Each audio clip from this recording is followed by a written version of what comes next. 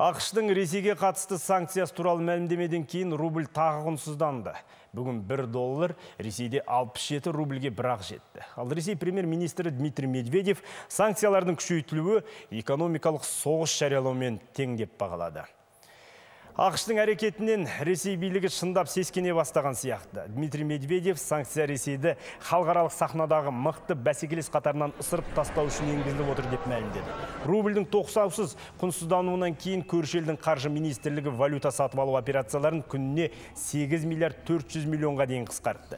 Ресейге салынған экономикалық шектеу тамыздың 22 күні күшіне енеді. Егер Мәскеу 3 айда химиялық қару қолданбайтын кепілдік беріп, халықаралық инспекторларды өздеріне тексеруге жібермесе, онда тағы да қосымша санкция салынуы мүмкін.